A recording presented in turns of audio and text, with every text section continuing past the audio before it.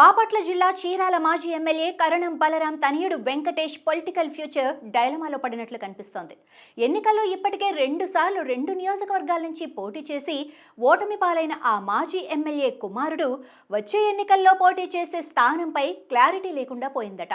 గత ఎన్నికల్లో చీరాల వైసీపీ అభ్యర్థిగా పోటీ చేసి ఓడిపోయిన వెంకటేష్ అదే నియోజకవర్గంలో కొనసాగే పరిస్థితి లేదని అంటున్నారు. మరి వెంకటేష్ ముందున్న ప్రత్యామ్నాయం ఏంటి? ఆయన ఏ నియోజకవర్గానికి మకాం మారుస్తారు? Let's watch the story. ఉమ్మడి ప్రకాశం జిల్లాలో సీనియర్ నేత మాజీ ఎమ్మెల్యే కరణం బలరాం అంటే తెలియని వారుండరు. పార్టీల కంటే అతనికి వ్యక్తిగత ఫేమ్ ఎక్కువ. ఆయన తనయుడు కరణం వెంకటేష్ పొలిటికల్ ఫ్యూచర్ ప్రస్తుతం హాట్ టాపిక్గా మారింది. చీరాల వైసీపీ ఇన్ఛార్జిగా ఉన్న కరణం వెంకటేష్ 2024 ఎన్నికల్లో ఓటమి పాలయ్యారు. 2014లో అద్దంకి నుంచి టీడీపీ అభ్యర్థిగా పోటీ చేసిన వెంకటేష్ పరాజయం పాలయ్యారు.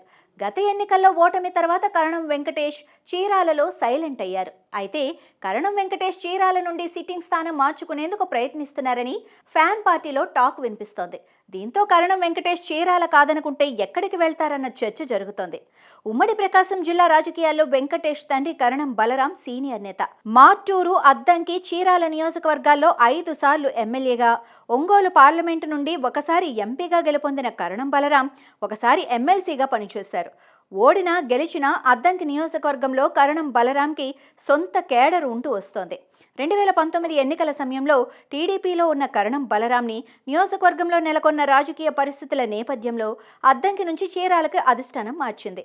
చీరాలలో టీడీపీ నుంచి పోటీ చేసిన కరణం బలరాం గెలుపొందారు. అయితే ఏడాది తిరిగేసరికి కరణం బలరాం తన కుమారుడు కరణం వెంకటేష్తో సహా వైసీపీలో చేరిపోయారు. అప్పట్లో చీరాల వైసీపీ ఇన్ఛార్జిగా ఉన్న మాజీ ఎమ్మెల్యే ఆమంచి కృష్ణమోహన్ కరణం రాకని వ్యతిరేకించినా జగన్ పట్టించుకోలేదు. పైగా చీరాల వైసీపీ బాధ్యతలు కూడా కరణం కుటుంబానికి అప్పగించారు. అయితే గత ఎన్నికల్లో బలరాం వారసుడు కరణం వెంకటేష్కి వైసీపీ టికెట్ కేటాయించింది. చీరాల వైసీపీ టికెట్ కోసం 2019లో ఆ పార్టీ నుండి పోటీ చేసి ఓటమి పాలైన ఆమంచి కృష్ణమోహన్ ప్రయత్నించినా జగన్ పట్టించుకోలేదు. దీంతో తీవ్ర అసంతృప్తికి గురైన మాజీ ఎమ్మెల్యే ఆమంచి కృష్ణమోహన్ కాంగ్రెస్ పార్టీలో చేరి ఆ పార్టీ నుండి పోటీ చేశారు. కాంగ్రెస్ నుండి ఆమంచి పోటీ కరణం వెంకటేష్కి ఎదురుదెబ్బగా మారింది. ఆమంచి కృష్ణమోహన్ వైసీపీ ఓట్లలో చీలిక తీసుకురావటం, కూటమి ప్రభంజనం కొనసాగటంతో 2024 ఎన్నికల్లో కరణం వెంకటేష్కి ఓటమి తప్పలేదు. 2014లో అద్దంకి నుండి పోటీ చేసిన కరణం వెంకటేష్ ఆ ఎన్నికల్లో కూడా ఓటమి పాలయ్యారు. పోటీ చేసిన 2 సార్లు ఓటమి పాలు కావడంతో కరణం వెంకటేష్ నిరాశకు గురవుతున్నారట. ప్రస్తుతం చీరాల వైసీపీ ఇన్ఛార్జిగా కరణం వెంకటేష్ ఉన్నారు. అయితే చీరాలలో తిరిగి 2029లో పోటీ చేయాలన్నా ఆమంచి గండం కరణం వెంకటేష్ని వెంటాడుతోందట. ఈ నేపథ్యంలో సేఫ్ ప్లేస్ అయిన నియోజకవర్గానికి మారిపోవాలని కరణం వెంకటేష్ వ్యూహరచనలు చేస్తున్నట్లు తెలుస్తోంది. గతంలో కరణం కుటుంబానికి గెలుపు అవకాశాలు ఇచ్చిన అద్దంకి నియోజకవర్గానికి తిరిగి వెళ్తే ఇబ్బందులు కాస్తైనా తగ్గుతాయని వెంకటేష్ భావిస్తున్నారట. ప్రస్తుతం అద్దంకి వైసీపీ ఇన్ఛార్జిగా ఉన్న పానెం హనిమిరెడ్డి కూడా నియోజకవర్గంలో యాక్టివ్గా లేరట. అందులోనూ హనిమిరెడ్డి అద్దంకి నాన్ లోకల్. ఈ నేపథ్యంలో అవకాశం దొరికితే అద్దంకి వెళ్లాలని కరణం వెంకటేష్ యోచిస్తున్నట్లు సమాచారం.